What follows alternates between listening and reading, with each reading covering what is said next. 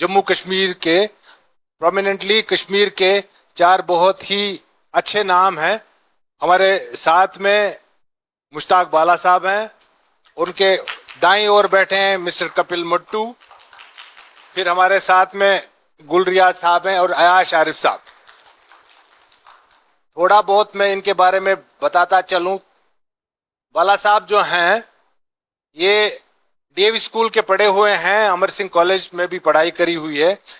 इन्होंने बहुत ही जबरदस्त काम किया हुआ है और कुछ इनके जो मुझे बताया गया वो ये जिंदगी है गुलशन, बंधन, गुलम्यूट और नीला नगीना फिल्म जो इन्होंने बनाई है वो बदशाह, तन्हा तन्हा और लकीरें हैं। इन्होंने डॉक्यूमेंट्रीज भी बनाई हुई हैं। एक एक्टिविस्ट हैं और हम एक्टिविस्ट, इनके एक्टिविस्ट होने के नाते से भी कुछ सवाल करेंगे। गुलरियाज साहब फिल्म और थिएटर से बड़ी देर से जुड़े हुए हैं। इन्होंने हाल ही में एक अच्छी जबरदस्त फिल्म शुशुर द फ्रोजन टाइम्स 2024 में बनाई और एक प्री प्रोडक्शन में इनकी एक फिल्म आ रही है, अभी चल रही है, बड़ी इमारत। कपिल मुट्टू साहब तनाव, अफवाह, हापुत, तसरुफदार जैसे जो इनिशिएटिव्स हैं या काम हुए हैं उनके साथ जुड़े हुए हैं। और आरिफ साहब को तो आप सब जानते ही हैं, जर्नलिस्ट हैं, राइटर हैं, साथ साथ थिएटर और फिल्म और टेलीविजन में एक बहुत ही जबरदस्त नाम। आप सब लोगों का बहुत स्वागत है जी। कहते हैं कि ये जो इवोल्यूशन हुआ है आर्ट एंड इसका, तो 6 हैं जिनको आर्ट कहते हैं, जिसमें म्यूजिक आता है, लिरिक्स आते हैं, स्कल्पचर आता है। लेकिन इन सब से जो मिला हुआ है उसको 7th आर्ट बोलते हैं, वो है फिल्म, सिनेमा। 1911 में ये टर्म फ्रांस में की गई थी, जिसको तब से ये आई, वजूद में आई। तो आज हम इसी 7वें के लिए बात करेंगे। सबसे पहले मैं, मेरे दाएं ओर जो हैं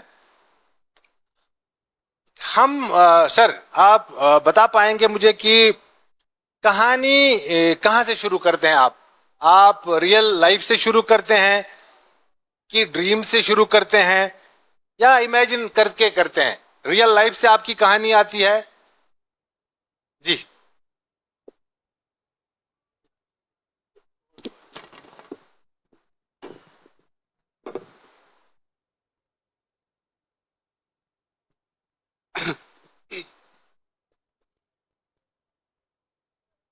सबसे पहले मैं यहाँ ऑर्गेनाइजर्स का शुक्रिया अदा करना चाहूँगा कि उन्होंने मुझे इस डिबेट में बुलाया, जो कि मेरे दिल के बहुत करीब है, about cinema and it's magic.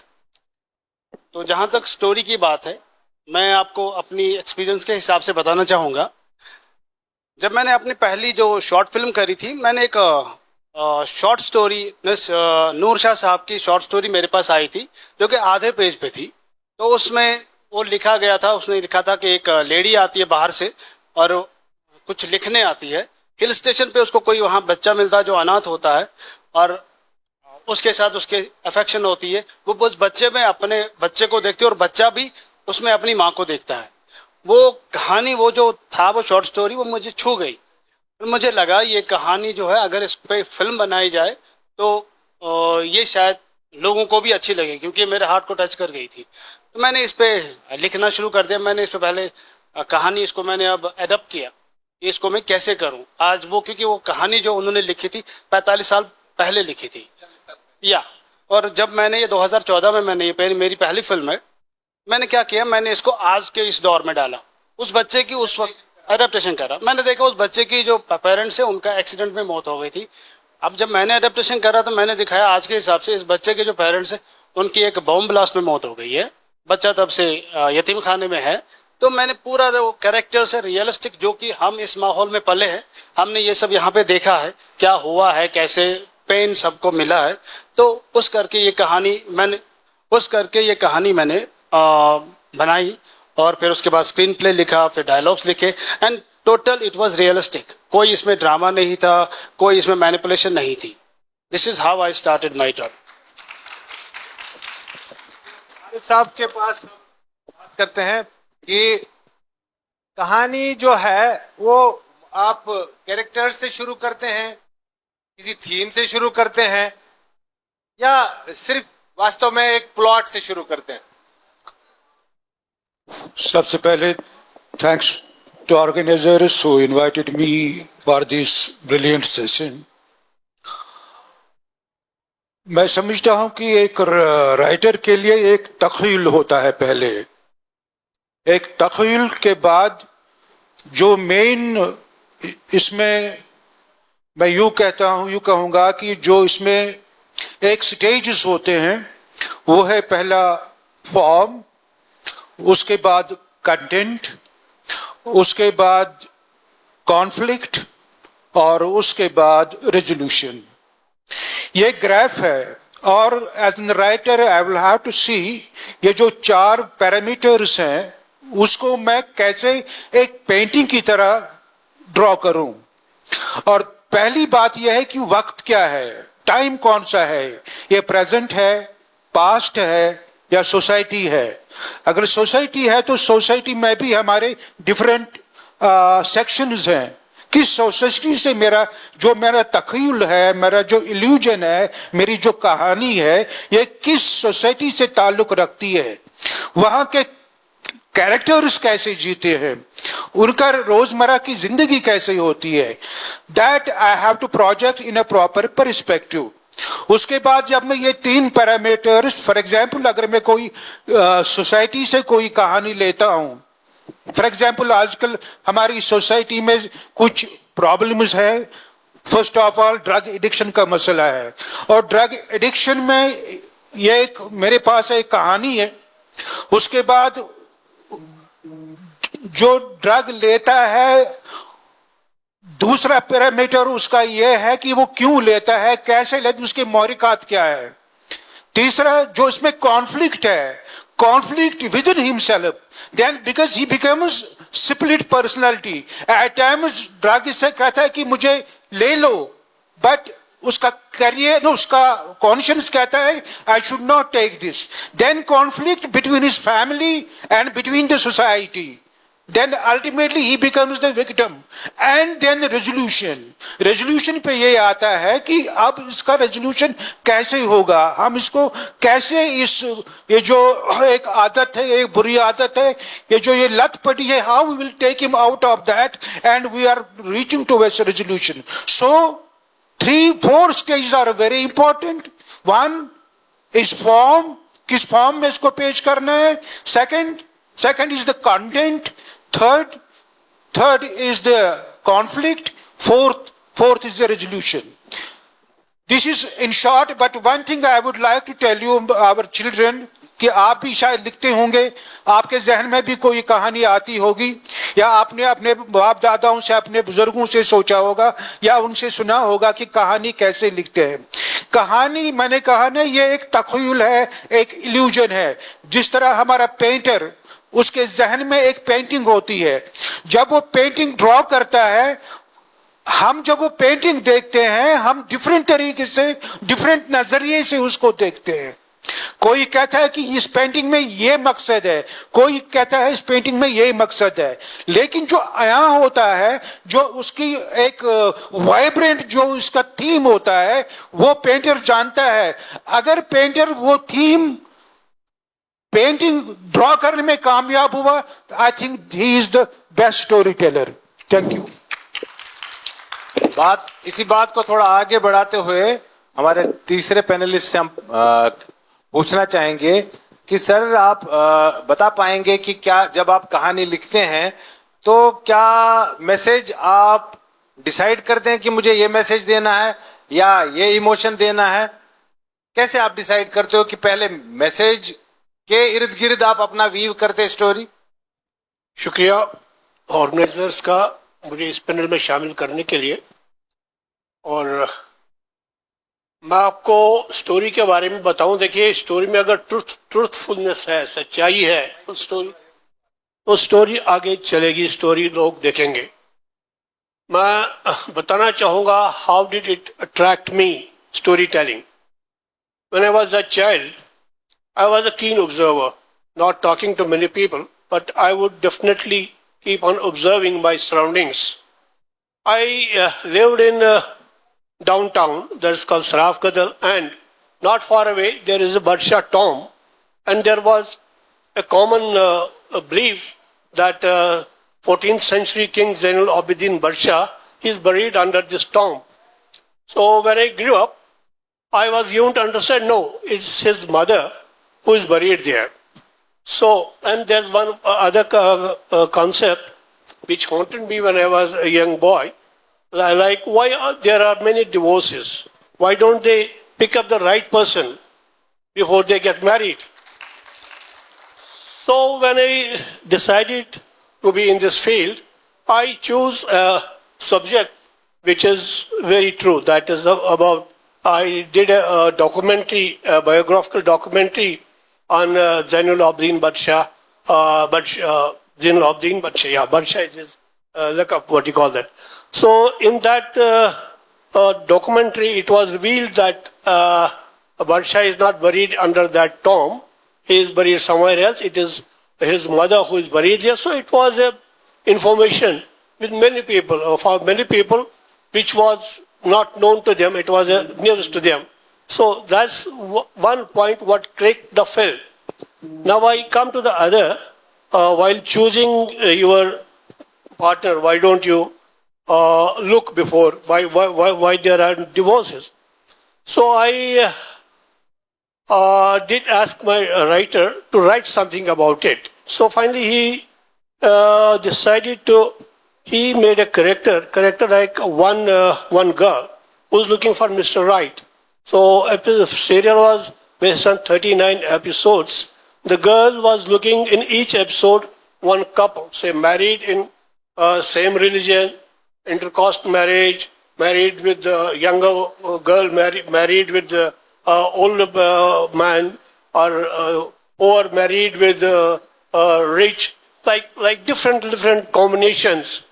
Though at the end of it, say at the end of the serial, finally the portrayal is that it's a compromise. Marriage is a compromise. You cannot have a Mr. Right. So that's what attracted me. These were two truthful subjects which had impressed me when I was young, and both the subjects did click. So to me, truthfulness about the subject is very important. What you are telling to people, you should believe in that. That's one thing I would like filmmakers to go for, these kind of subjects which are rarely, which they think yes, there is truthfulness. तो मेरे ख्याल से अभी तक हमारे जो प्यारी बिटियां हैं और उनको समझ आया होगा कि हम क्या बात कर रहे हैं, कहानी, उसके कैरेक्टर्स। तो अभी इसके साथ में हम पूछना चाहेंगे कपिल जी से कि क्या आप पहले लिखते हैं कि विजुअलाइज करते हैं? मतलब ये एक आर्ट है कि लिखना है, सोचना है, फिर कागज पे डालना है, कि पहले लिखा हुआ होगा फिर विजुअलाइज करेंगे?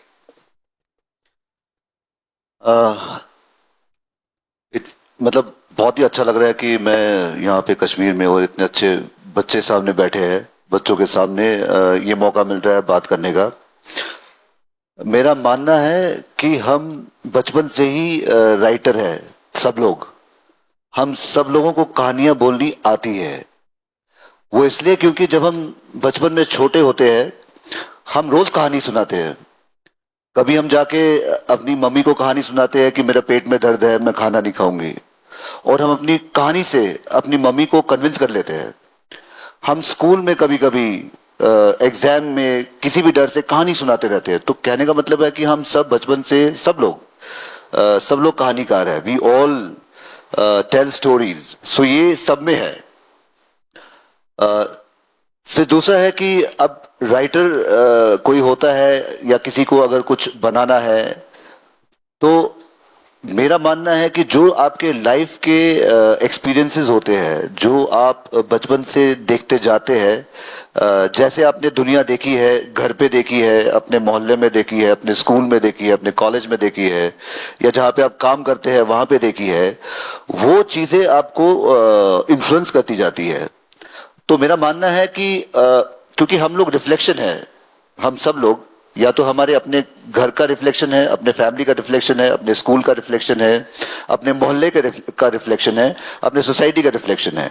तो वो जो चीज़ें हमने बचपन से सीखी होती है, देखी होती है, और जाने अनजाने में हम बहुत कुछ ऑब्जर्व करते हैं। मतलब मेरे पास मैं जो आजकल बनाता हूँ उसकी जो कहानी का रिकॉल मेरे बचपन से आता है। And trust me, I remember everything, क्योंकि हमारा विजुअल सेंस बचपन में जब हम स्कूल जाते हैं, कॉलेज जाते हैं, बहुत स्ट्रांग होता है। So I think that is how you should formulate a story, क्योंकि तभी आपकी, जैसे उन्होंने बोला कि ट्रूथ, तभी आपकी कहानियां जो है ना वो सच्ची होंगी और उस कहानी का कुछ मतलब होगा। तो मेरा मानना है कि वो कहानियां जो है खुद से जुड़ी होनी चाहिए, आपका रिफ्लेक्शन होना चाहिए। तो कह रहे हैं कि जो मैं समझ पाया कि हम बचपन से ही कहानियां बोलते रहते हैं, कुछ झूठी, कुछ मनगढ़ंत और कुछ सच्ची, और विजुअलाइज करते हैं और उसके बाद लिखते हैं कि ऐसा होएगा, ऐसा नहीं होएगा। आगे बढ़ते हुए कि क्या हम पहले फ्री, आप कैसे लिखते हैं? आप फ्रीली लिखते हैं कि आप एक महदूद तरीके से लिखते हैं कि मुझे यहां से यहां तक लिखना है, कि पहले बहुत सारा लिखते हैं फिर उसमें काट छांट करते हैं? बच्चों को जरा बताइए कि एकदम फ्रीली लिख लिया फिर काटा, या बिल्कुल फिक्स्ड करके कि ये सीन है यहां से यहां तक होएगा?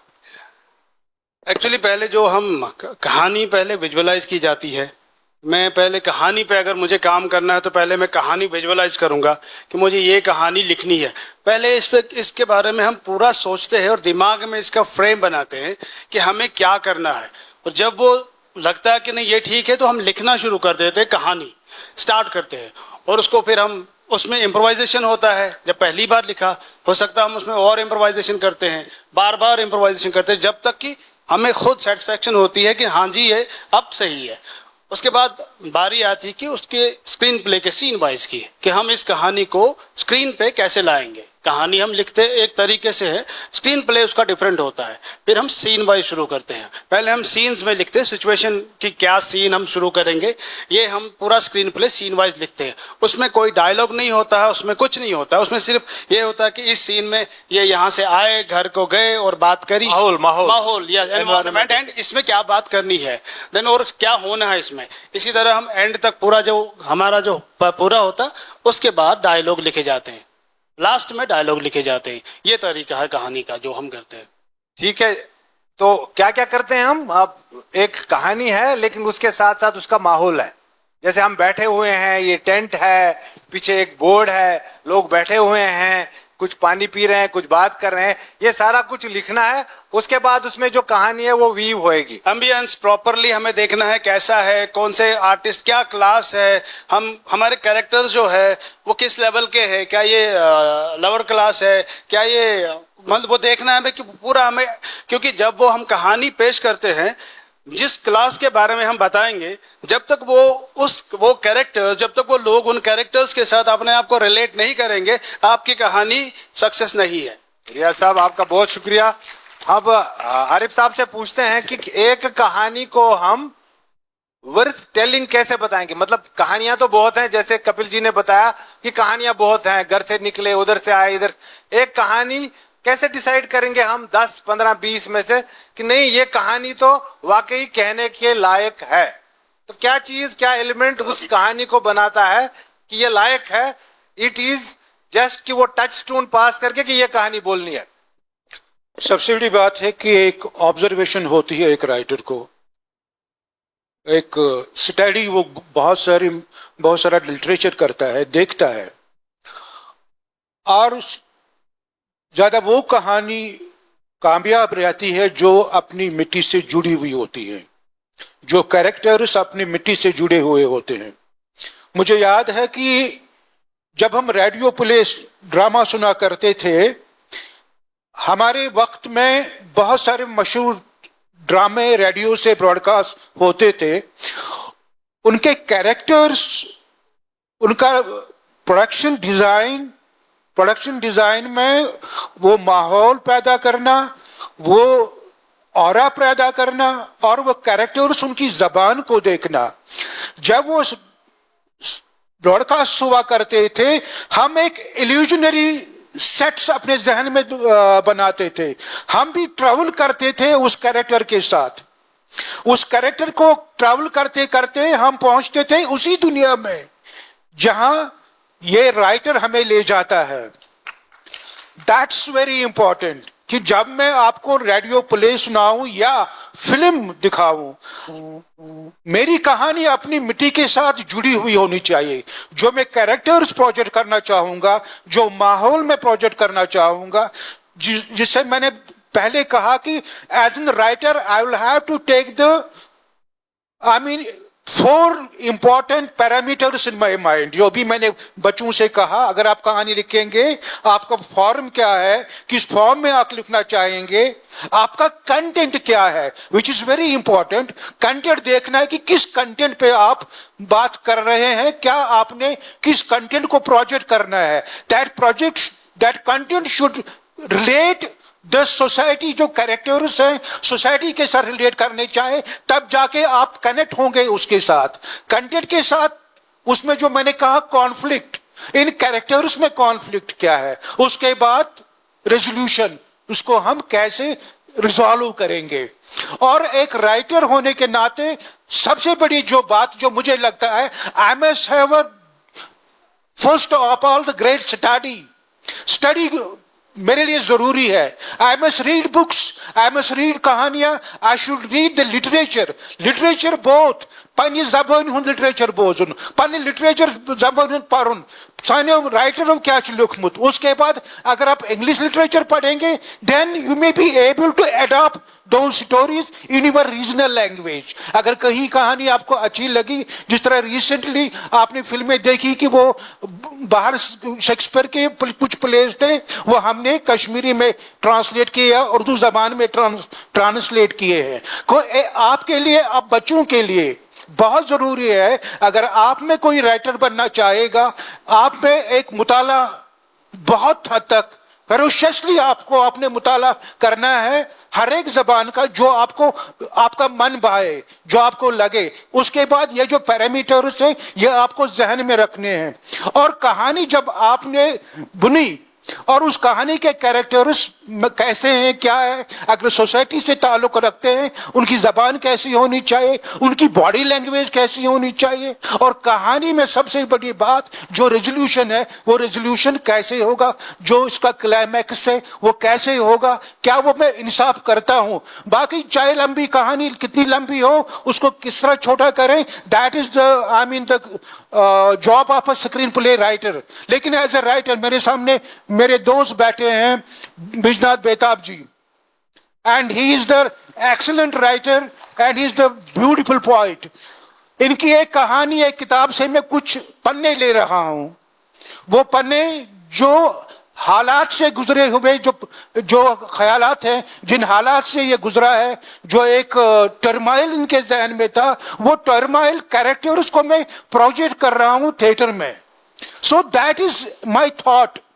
अब इनसे बैठ के, राइटर और डायरेक्टर के साथ बैठ के, कि कैसे इसको करें, दैट्स वेरी इंपॉर्टेंट। मेरे सामने 2 और लेडीज बैठी हैं, बहुत अच्छी शायरा हैं, और इनसे भी आप बहुत कुछ सीखते हैं। मैं इनकी कहानी भी लिख सकता हूं। अभी मैं प्रोफेसर साहिबा की कहानी ले रहा हूं, माँ और बेटे की कहानी, but that is in verse में वो सब तलखियां, वो सब दुख, वो सब हालात वो बयां करती है जो मैं स्क्रीन पे ला रहा हूं।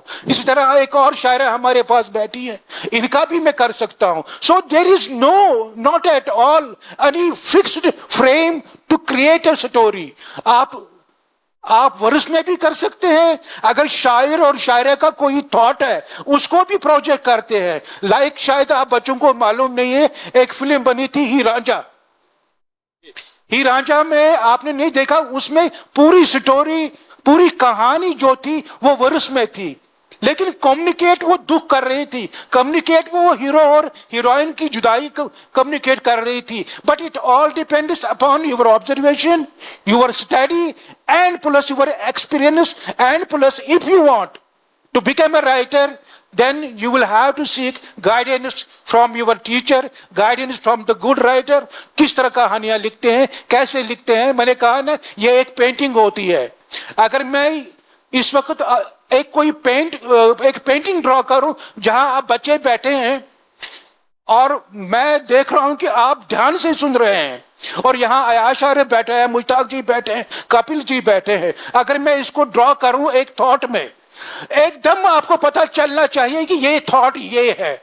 It should not look like an absurd painting is different, realistic is different, natural is different. या अगर मैं यहाँ पर पेंट करूं, डल का माहौल पेंट करूं, इसमें दिखाऊं कि खूबसूरत तो डल है लेकिन इसमें पोल्यूशन ज्यादा हुआ है. I will have to project that. So once you at first very side कि नहीं ये डल है, यहाँ पे ये पोल्यूशन है, दैट इज माई सक्सेस, वो मेरी कामयाबी है. अगर आप कहेंगे नहीं ये डल बहुत खूबसूरत है लेकिन पोल्यूशन आपको नजर नहीं आएगा, that is my failure. I think this is my cracks of story telling. Arif साहब शुक्रिया आपका. तो जो कुछ सवाल हमने करा हुआ था कि इन्होंने उसका बीच में दिया कि आप एक कहानी तभी बनती है जब आप एक प्रॉब्लम डालते हो या एक सिचुएशन डालते हो, फिर उसका रेजोल्यूशन करते हो. हम आगे चल के बाला साहब से पूछेंगे कि एक चीज है जिसको कहते हैं लिखते लिखते थक जाता है, एक लिखारी थक जाता है, उसको राइटर्स ब्लॉक बोलते हैं. क्या कैसे होता है ये, और फिर आदमी इससे बाहर कैसे निकलता है? देखिए, मैं राइटर तो हूं नहीं, ज्यादा मैं इस पर रोशनी नहीं डाल सकता, लेकिन एज अ मेकर अगर कोई सब्जेक्ट आपने खुद सहा है, कोई चीज सही है, उस पे आप एक अच्छा प्लॉट लिखवा सकते हो, या किसी को कीनली देखा हो उसकी मिजरीज या उसकी सक्सेस और व्हाटएवर, और उसको एक प्लॉट में तब्दील करके लिखवा लेते हो, तो वो अच्छा साबित हो सकता है, इंटरेस्टिंग साबित हो सकता है.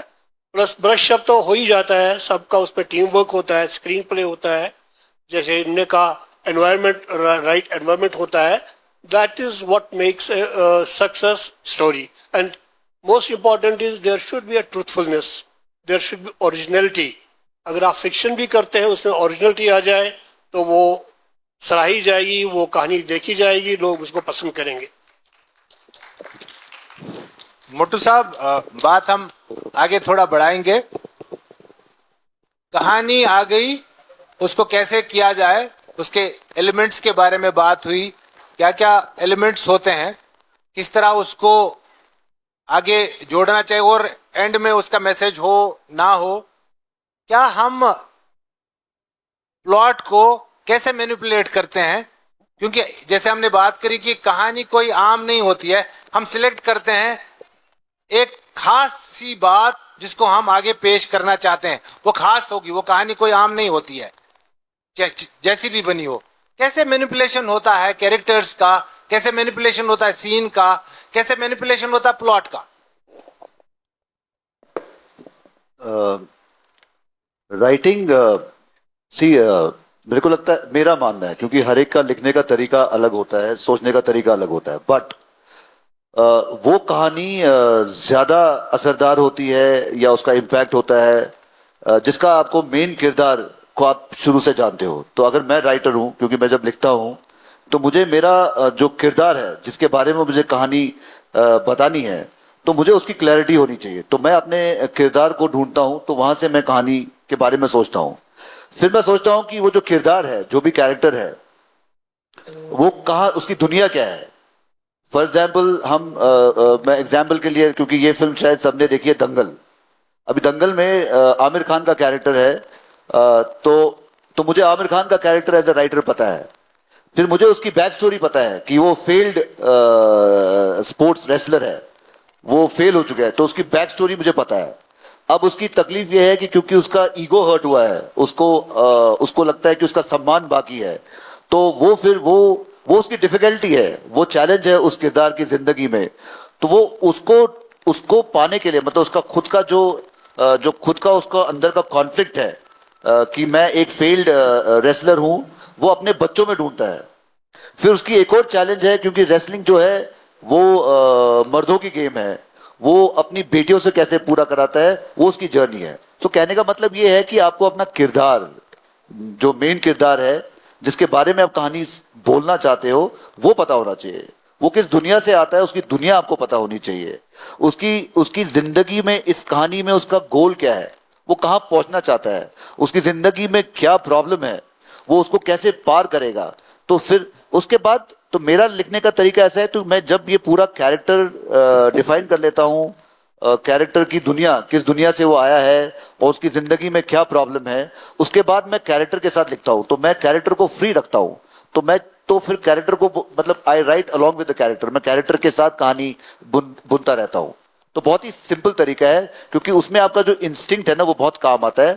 ऑल्सो डिपेंडिंग ऑन कि आपने लाइफ में कितना अब्जॉर्ब, क्योंकि आपके अंदर ना बहुत कुछ होता है, मसल राइटिंग का भी मसल मेमोरी होता है। जैसे आप रोज एक्सरसाइज करते हैं, वॉक करते हैं, तो मेरे जो गुरु है, एक फिल्म मेकर है, उनका नाम है सुधीर मिश्रा। तो वो मुझे जब देखते थे बोलते थे, अरे वो, क्योंकि मैं राइटर पहले नहीं था, मैं प्रोड्यूसर था, तो वो बोला कि आप राइटर बन सकते हो। तो जब मुझे शुरू में तकलीफ आती, बोलते एक मसल मेमोरी होता है, नींद से उठ के ना सिर्फ लिखा करो, 4 लाइन लिखो, 5 लाइन लिखो, ये लिख लो कि आज मुझे कुछ लिखना नहीं आता, I don't know what to write, I don't know what to write, throw it, so that you are practising your जो आपकी मसल मेमोरी है ना, उसको एक्सरसाइज मिलते रहे। तो आप रखोगे 1 दिन, 10 दिन, 15 दिन, 6 महीने, आप भी राइटर बन जाओगे। So that is my simple तरीका।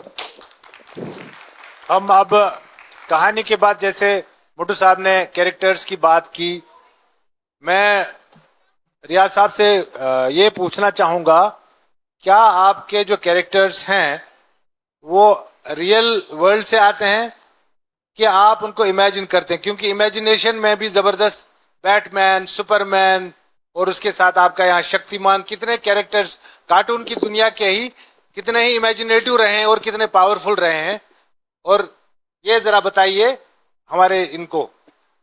वेल, जो आप इमेजिनरी कैरेक्टर सुपरमैन या बैटमैन ये कह रहे हैं, तो सारे सुपर हीरोज हैं। और जो हम बना रहे, हम तो जब रीजनल सिनेमा की बात आती है या हम रीजनल जाओ टेलीविजन पे काम करते हैं, तो हमारा सारा जो है रियलिस्टिक होता है। हमारे जो कैरेक्टर्स होते हैं, जो हमारी कहानी में होते हैं, वो हमारे मतलब रियल लाइफ से लिए होते हैं। हम कोशिश करते हैं जो भी कैरेक्टर हम दिखाएं, स्क्रीन पे दिखाएं, जो आप देखें उसके साथ आप रिलेट करो, through costume, through makeup, through dialogue, उसको हम हर हिसाब से वो सब चीजें देते हैं जिससे आप उसको रिलेट करते हैं। एंड वो तरीका है, मतलब हम वैसे करते हैं इसको। तो कह रहे हैं कि 2 तरीकों से आप लोगों के लिए कि रियल लाइफ मींस रियलिज्म। जब आप आगे आगे पढ़ेंगे तो आपको पता चलेगा कि इसके बहुत सारे अलग अलग जेनर्स हैं, अलग अलग रियलिज्म अलग हो गया, इमेजिनेशन अलग हो गया। तो अयाश आरिफ साहब से हम ये पूछेंगे कि क्या चीज, क्योंकि आपने बहुत सारे कैरेक्टर्स करे हुए हैं, एक कैरेक्टर कैसे मेमोरेबल हो जाता है? अहदराज जैसे अभी भी हमारे दिमागों में रहता है, दिलों में रहता है, कैसे ये कैरेक्टर मेमोरेबल बनता है? जैसे अमजद खान शोले का हुआ, अभी तक हमारे यहाँ है, हालांकि वो नेगेटिव कैरेक्टर था, कैसे वो याद रहता है, क्या उसमें होता है?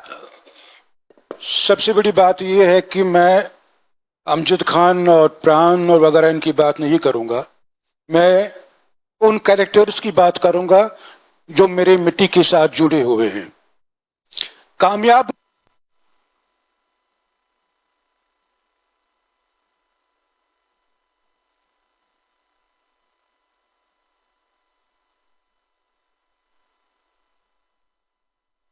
में बता रहे हैं कि जो व्यूअर है, जो ऑडियंस है, उसको प्रिडिक्ट ना करे कि आगे क्या होगा। अगर वो प्रिडिक्ट कर पाए तो दैट इज वो आम सी कहानी है, वो मतलब वो कहानी फिर नॉर्मल कहानी है। कोशिश यही होती है कि आप इसमें सरप्राइजेस डाल दें कहानी में, ताकि आपकी कहानी के बारे में कोई पहले से ही ना सोचे कि आप इसके बाद ये होने वाला है, यहाँ पे ये होने वाला है।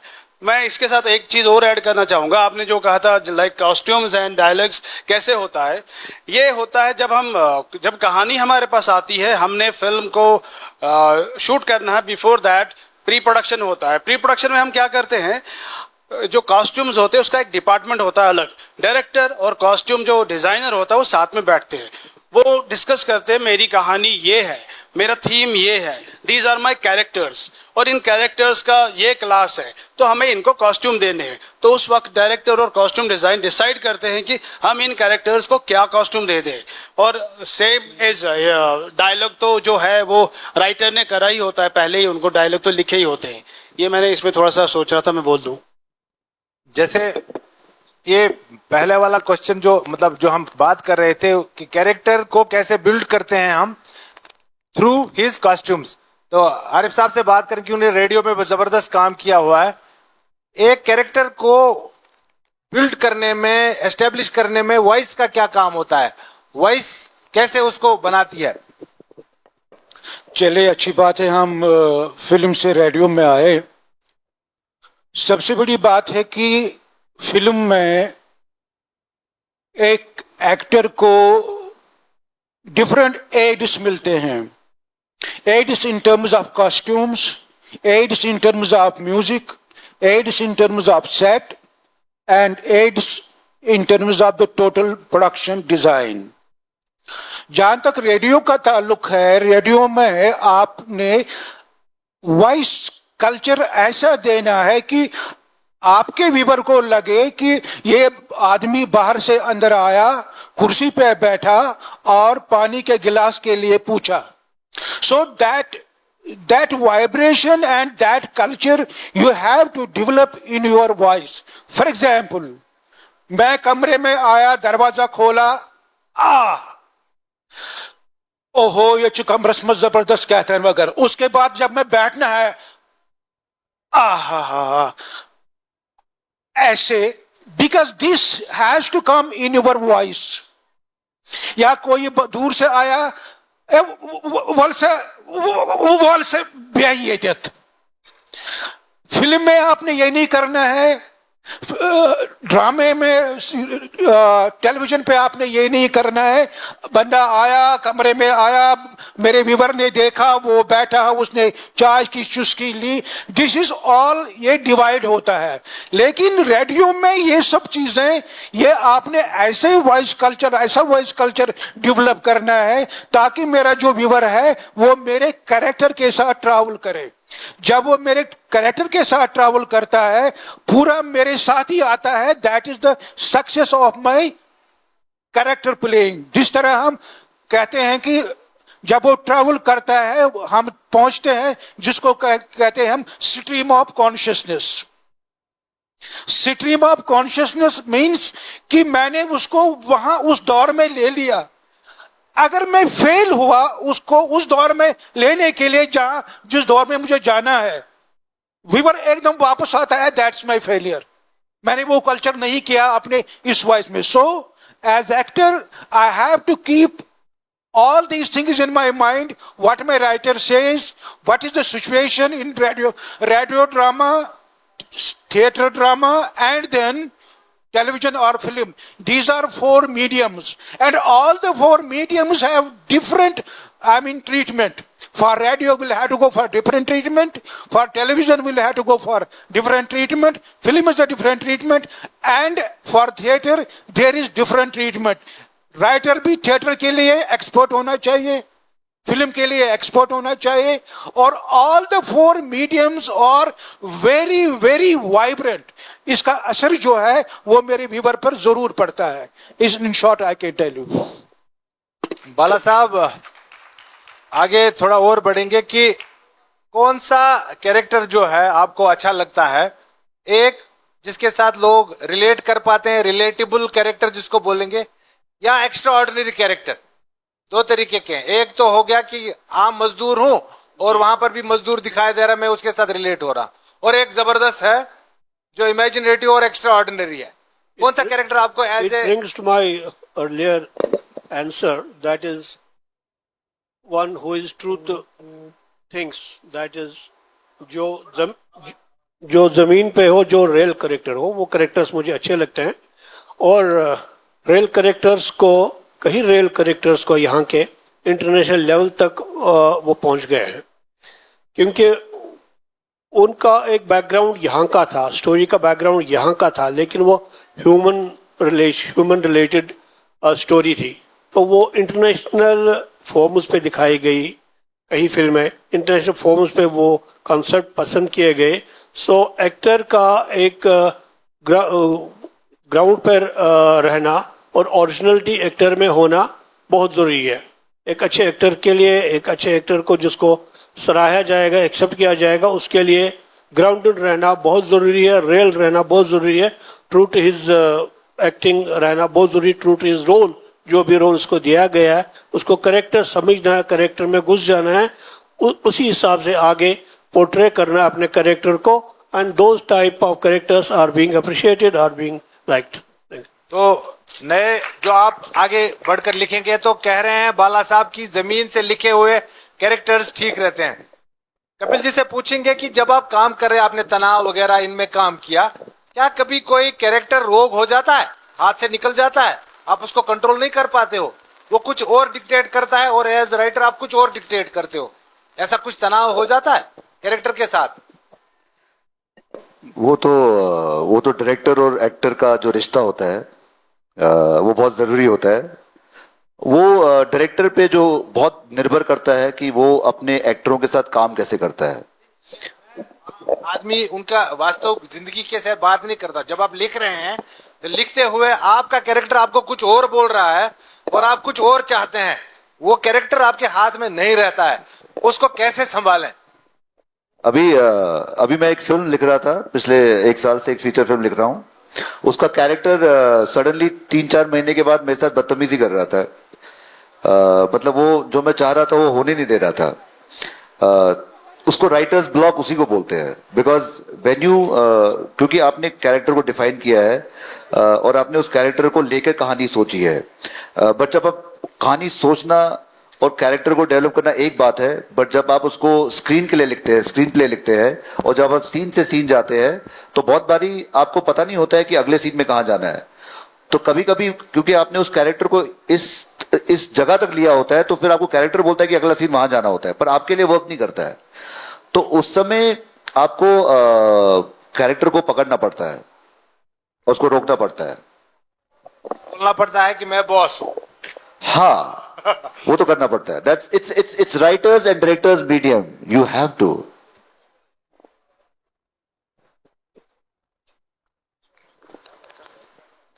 जब एज ए डायरेक्टर मैं काम करता हूं और कोई कैरेक्टर मेरे सामने है, एक्टर सामने है, अक्सर हम ये कहते हैं कि भाई आप इस कैरेक्टर में घुस जाओ और वही करो जो ये कैरेक्टर है। For example, if I am playing the role of a mad man, पागल, अगर मैं वही करूं, उसी में घुस जाऊं, मैं पागल बनूंगा फिर।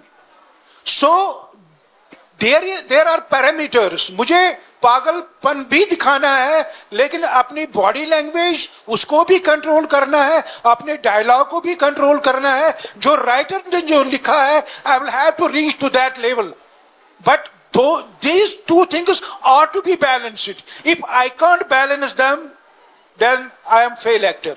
नहीं, वो तो डायरेक्टर के लिए है। राइटर का एक ब्लॉग है और वो डायरेक्टर के लिए है कि जब किरदार जब परफॉर्म कर रहा होता है वो ज्यादा जाता है, एक्सटेम्पोर हो जाता है, या वो अंडर परफॉर्म करता है। और हाँ, that time you have to then come and you know that's the craft. वो क्राफ्ट है फिर एक्टर और डायरेक्टर का, उसको कैसे संभालेंगे। अब हम लास्ट राउंड में, उसके बाद हम आपके साथ बात करेंगे, आपके क्वेश्चन सुनेंगे। तो रियाज साहब, हम कैसे बैलेंस करेंगे डायलॉग्स को और विजुअल्स को जब हम फिल्म बनाते हैं?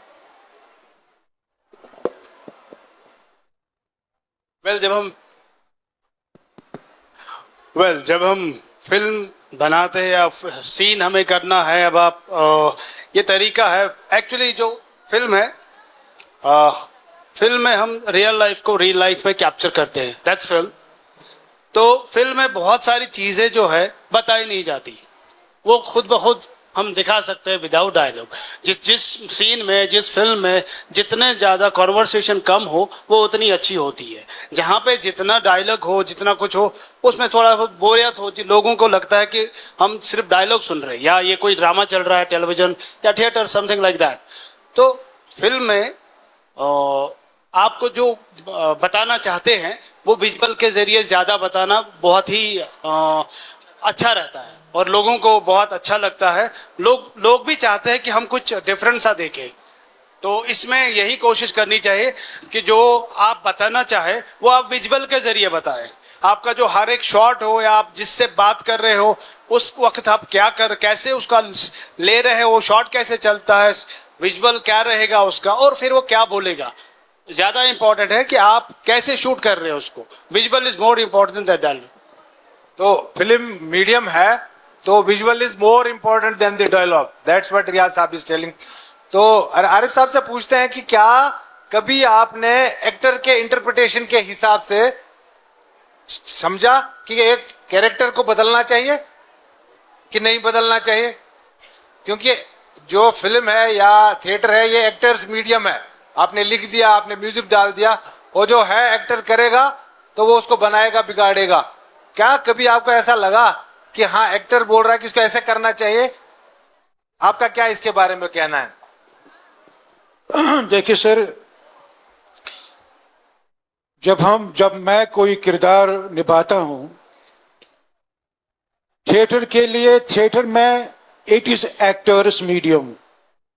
एक्टर एक बार मैंने स्टेज पर छोड़ा, then it is his field. उसको स्पॉन्टेनियस रिएक्शन मिलता है, उसने गलत किया या सही किया है। लेकिन जहां तक फिल्म और टेलीविजन का ताल्लुक है, एज ए डायरेक्टर जहां कहीं भी मुझे लगे नहीं मेरा कैरेक्टर जो है वो ये डिमांड करता है और मेरा एक्टर इसके बरक्स जाता है, there I can stop him. नहीं भाई, मुझे आपसे ये चाहिए, इसके ये इमोशंस हैं, इस किरदार का ये मूवमेंट्स हैं, इस किरदार ने ऐसे ही चलना है। अगर मुझे लगे एज ए डायरेक्टर वहां पे he is coming out of the character, there I will stop him. There he is not master, their director is the captain of the ship, he is the master, because he has conceived the character as per the writers जो writer ने conceive किया है। So there it is director's medium और theater is the actor's medium। एक बार actor को छोड़ा आपने, मैदान में छोड़ा, then it is he who has to bear all the brunt। अगर ठीक किया ओके, नहीं किया तो he is gone। इसलिए टेलीविजन में भी वैसा ही है। टेलीविजन में अगर हमने कहीं भी लगा मेरे डायरेक्टर को नहीं ये सीन ठीक नहीं जा रहा है, he can stop the recording, tell him no, I want this type of performance, I need this type of action, I need the dialogue delivery like this is the character, and he can stop him there, there is no problem at all। Theatre में ये चीज नहीं चलेगी। Even radio में भी चलता है, radio में भी आपको रोकना पड़ेगा as a director, as a producer, नहीं भाई ऐसा मुझे चाहिए। देयर आर सर्टेन, मतलब कि ऐसे कुछ सिचुएशंस आ गई हैं जहां डिस्कशन फिर हुआ राइटर और डायरेक्टर और एक्टर के, but ultimately director is the final authority, is the captain of the ship. तो डायरेक्टर एक फाइनल अथॉरिटी है, एक्टर कुछ भी कहे कि इसको ऐसा करना है, नहीं करना चाहिए। भला साहब, अब हम लास्ट में आते हैं कि फिल्म और टेलीविजन को ये बच्चे हैं, ये कैसे उसको अपना कैरियर बना पाएंगे, क्या दिक्कतें आएंगी और कैसे करना चाहिए? देखिए, जहाँ तक फिल्म और टेलीविजन या विजुअल मीडियम का ताल्लुक है, ये आजकल एक फॉर्मल इसकी स्कूलिंग होती है, फॉर्मल हायर एजुकेशन होती है। जो भी बच्चा इस फील्ड में आना चाहे, मैं उनको यही सजेस्ट करूँगा कि वो इस बारे में पढ़े, इसमें मास कॉम में एडमिशन ले, तो you will get full information about आगे क्या करना क्या नहीं करना है। पहले तो कोई भी गुड लुकिंग बंदा होता था वो अपने आप को हीरो समझ के बम्बई चला जाता था और 10-20 साल ठोकरे खा के वापस आता था। रीज़न यही था कि they were not educated in this field. तो आज की डेट में there are courses, there are many schools, many universities for teaching this medium. तो आई वुड सजेस्ट जो भी बच्चे इसमें इंटरेस्टेड हो, प्रॉपर एजुकेशन इस बारे में ले, तभी जाके इस फील्ड में एंटर करने की सोचे। तो अब लास्ट वाला क्वेश्चन है, ये इंडस्ट्री में जिसकी इन्होंने बात की, एक नया आया है कॉन्सेप्ट और चल भी रहा है कास्टिंग का। तो कास्टिंग का क्या रोल रहता है और क्या किया जा सकता है, किस तरह ये लोग उसमें पार्टिसिपेट करेंगे? क्योंकि कह रहे हैं कि कास्टिंग एक बड़ी अच्छी चीज है। कपिल जी,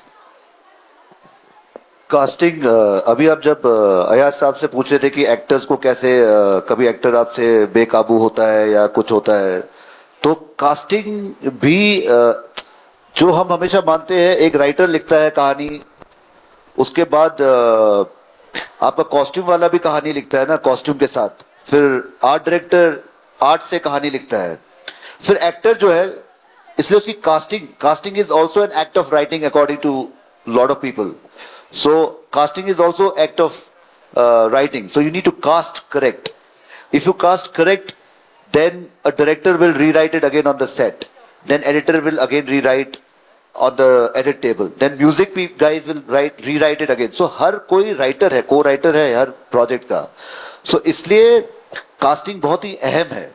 और casting director का role वेस्ट में तो बहुत अहम था पहले, और अब और ऑर्गेनाइज हो गया, क्योंकि हम लोग अभी वेब सीरीज करते हैं, और क्योंकि अभी इंडस्ट्री जो बॉम्बे की इंडस्ट्री है, साउथ की इंडस्ट्री काफी कॉर्पोरेट हो गई है. So we all work directly indirectly for the corporates, and there is a system of a casting director. So casting director is now responsible to cast people. How to reach casting director is again, जो अभी इन साहब ने बोला कि you need to learn. Opportunity तो हर एक के पास आएगी. अपॉर्चुनिटी मेरे ख्याल से हर एक को मिलती है, और वो विंडो हर एक की जिंदगी में आ जाता है. आप किसी भी उम्र में इसको करने की कोशिश करो, पर उस समय जब आपके पास अपॉर्चुनिटी आएगी, क्या आप तैयार है कि नहीं है? अगर उस अपॉर्चुनिटी के टाइम आप तैयार होंगे तो आपको डेफिनेटली काम मिल जाएगा. And there is no limit. Trust me, इस इंडस्ट्री में there is no limit, but you have to work on yourself. आपको पढ़ना पड़ेगा, लिखना पड़ेगा, दुनिया को समझना पड़ेगा, आपको किताबें पढ़नी पड़ेगी, आपको वर्ल्ड नॉलेज होना चाहिए, आपको पॉलिटिकल, एपॉलिटिकल, सोसाइटल सब नॉलेज होना चाहिए. आपको अगर एक्टर बनना है तो आपको एक्टिंग को समझना पड़ेगा, पढ़ना पड़ेगा. आपको डायरेक्टर बनना है, राइटर बनना है तो और लिखना पढ़ना पड़ेगा. आप जितना आपको तैयार करेंगे, हर एक को अपॉर्चुनिटी मिलता है. अपॉर्चुनिटी का विंडो आएगा and you are ready, definitely then there is no limit. You will be there. You have to trust yourself, but आपको अपने ऊपर काम बहुत करना पड़ेगा. Thank you Kapil ji. तो अब ऑडियंस में अगर आपके पास कोई माइक दे दीजिए यहाँ पे.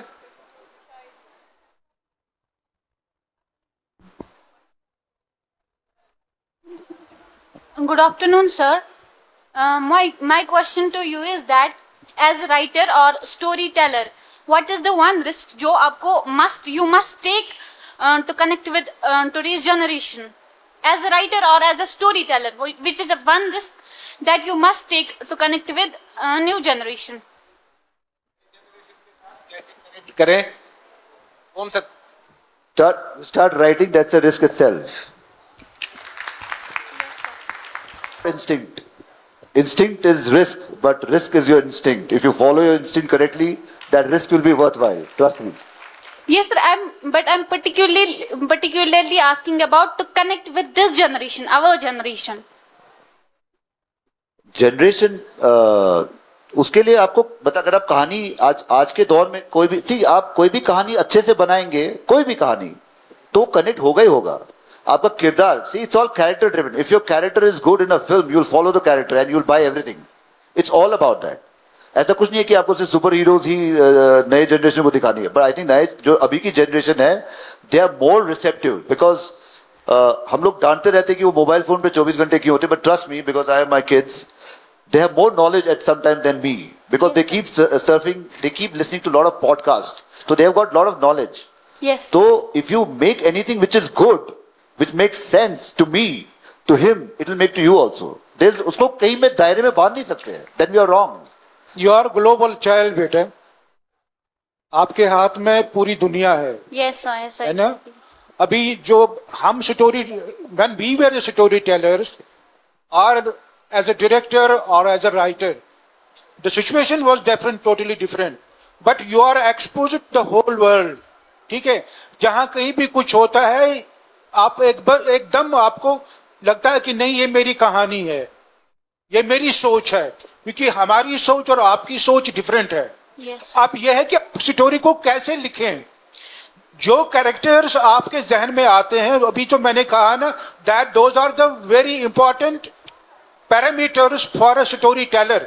Yes, sir. आप कहानी कैसे शुरू करेंगे, फॉर एग्जाम्पल आप बाहर जाएंगी, एज ए स्टूडेंट बाहर पढ़ना चाहेंगी आप, you want to go out, then you will have to convince your parents, भाई मुझे ऐसे बाहर जाना है। पेरेंट्स के साथ हो सकता है कि कॉन्फ्लिक्ट होगा, आपके जहन में कंटेंट है कि मुझे बाहर जाना है, but you have to face the conflict between parents and between the society. मैं एक लड़की हूं, शायद मुझे सोसाइटी अलाउ करती है बाहर जाने में, लेकिन ये पहले दौर का था। आजकल के दौर में ये चीज नहीं है ना बेटा, आप एकदम पेरेंट्स को कन्विंस करेंगे, आप बाहर चली गई, और वहां पे आपके क्या प्रॉब्लम्स आ जाती है, वहां पे अपनी क्या प्रॉब्लम्स फेस करती है, आपको उस पर बाज़ाब्ता एक कहानी लिखनी है। अगर मैं बाहर चली जाऊं एक लड़की होने के नाते, मैं क्या क्या डिफिकल्टीज मुझे वहां पे फेस करनी पड़ेंगी। लेकिन अब मॉडर्न जमाना है, ये चीज होता है, ये नहीं होता है। These are the things which you have to keep in mind, then you can draw a story, you can draw a story line and develop a different characters in your story. मैं थोड़ा सा add करूंगा आरिफ साहब का। हर एक generation का अपनी अपनी प्रॉब्लम्स होती है, एडवांटेज होती है। Yes, sir. जैसे मेरा बेटा है, आप हैं, आपकी जनरेशन के जो प्रॉब्लम्स हैं, जैसे इससे पहले एडिक्शन की बात हुई, एजुकेशन की बात हुई, एम्प्लॉयमेंट की बात हुई, तो आपने आइडेंटिफाई करना पड़ेगा कि किस पर मुझे लिखना है। उस हिसाब से आपने कैरेक्टर निकालना पड़ेगा, उस कैरेक्टर को बिल्ड करना पड़ेगा, अपनी प्रॉब्लम को या जनरेशन की प्रॉब्लम को उसको डालना पड़ेगा, फिर उसको प्रेजेंट करना पड़ेगा। तो first thing is that you will have to identify the problems of your generation, where, when, what, क्या है परेशानी, फिर जाके आप उस पर सोचेंगे और लिखेंगे। कोई और सवाल? हाँ, उधर दे दीजिए, someone from here please. Okay. Hello and good afternoon to the entire panel here. It's good to see Muhtaram Ayash Arif Saab in person after a long time. In fact, my question is basically I would like Mr. Ayash Arif Saab to answer my question. I will have slightly bow down because the mic is positioned like that. Okay, so it is an observation and a question as well, sort of like part A and part B. Ayash Arif Sahab spoke about the conflict and the parts of the film, how we sort of like create the idea of and the concept of film first. And since I am sure, I understand that he is addressing to the kind of the audience which is very young, and that's exactly what we should do, basically. So, but the point is, my question here is that that's a very, very textbook kind of how we dwell into the idea of filmmaking. Brilliant that. That's how mostly the films are made.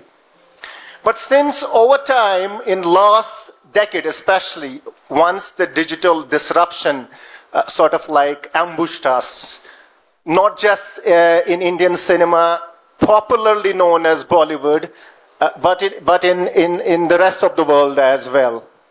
The medium has changed now, and I would like you to pay attention to this point and to the audience, which is very young.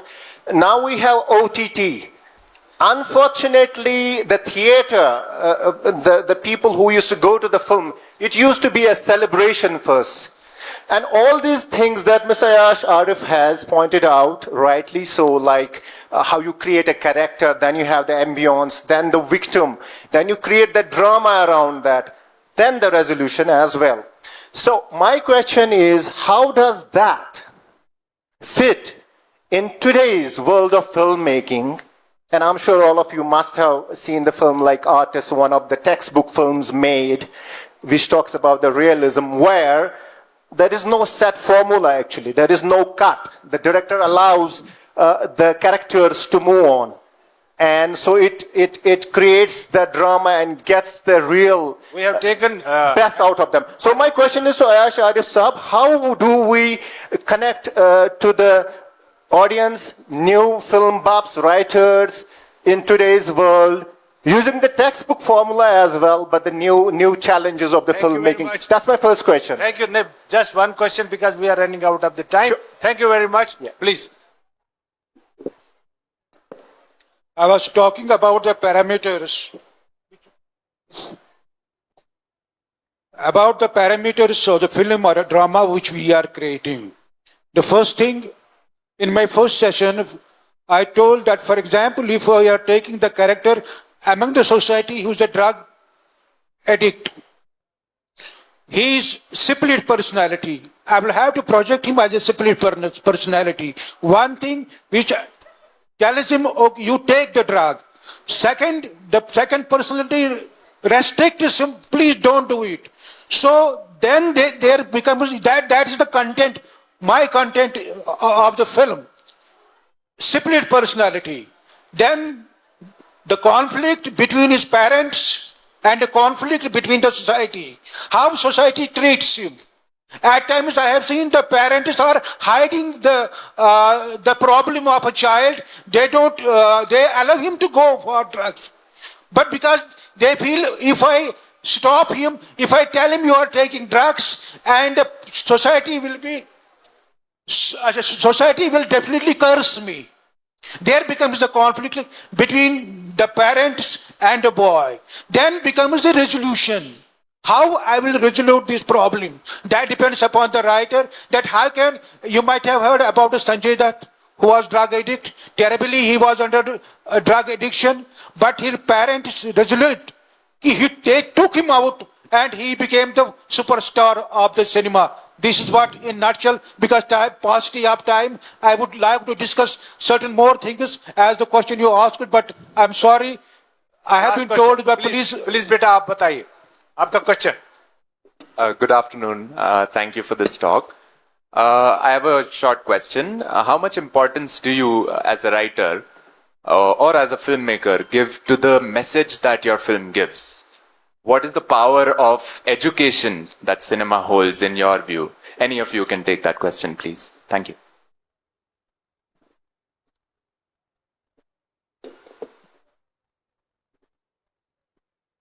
Matlab, if I practically tell you the answer, either you need to make a documentary film,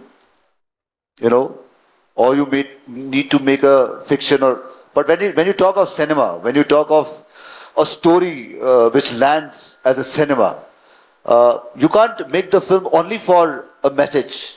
That's the craft. You need to have the craft to tell a story, because story has got a lot of implication. No, cinema has got, it's got financial implication also. So you have to make an entertaining film, engaging film, and at the end, as a smart filmmaker or the writer, you need to deliver a subtle message. And that message you should take back. You can't make a film because you have to deliver a message. Then you need to deliver a lecture, or you need to make a documentary. But it's a holistic approach in which eventually it should lead. Because cinema, we're talking about cinema. You answered. Yeah, Audience, thank you. Audience, आपका बहुत बहुत शुक्रिया. जब हम शुरू करे थे तो हमें नहीं लगता था कि हमारा ये सेशन इतना अच्छा रहेगा. आप लोगों का बहुत बहुत शुक्रिया. Please take one. बहुत बहुत शुक्रिया आप सब लोगों का इतनी engaging talk करने के लिए. Truly towards the end we realized that this was a very engaging session, and I'm sure that many of you want to ask questions, but we are running short on time, and the next session is also going to be very interesting. I thank all our panelists again for being here. हमारे बीच में अभी एक बहुत ही खास शख्सियत professor Zaman अजरुद्दा साहब हैं. मैं उनसे रिक्वेस्ट करूंगी कि वो हमारे पैनलिस्ट को आके एक स्मॉल टोकन ऑफ अप्रिसिएशन दे और उनको एक बुक्स का गुलदस्ता पेश करे. Sir please.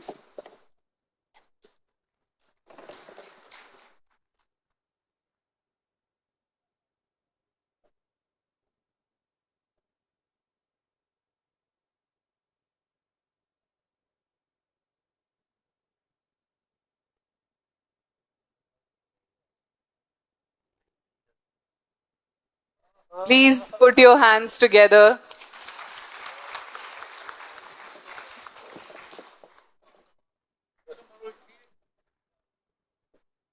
Sir, please. Mr. Kapil Mattu. Sorry. फिर से a huge round of applause for Mr. Kapil Mattu. Mr. Mushtaq Bala.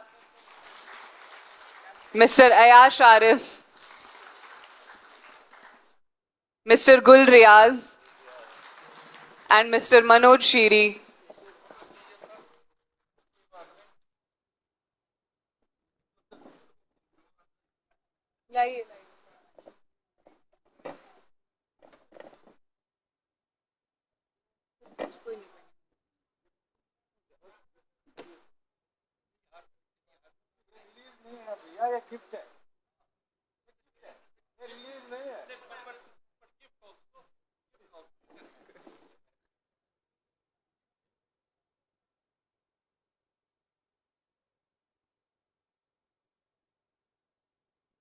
Thank you so much everyone. अब आप हमारे नेक्स्ट सेशन के लिए हमसे जुड़े रहिए.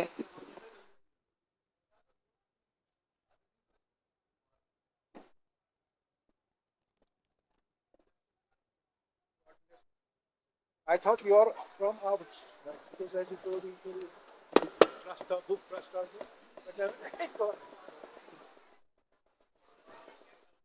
अच्छा रहा होगा सर.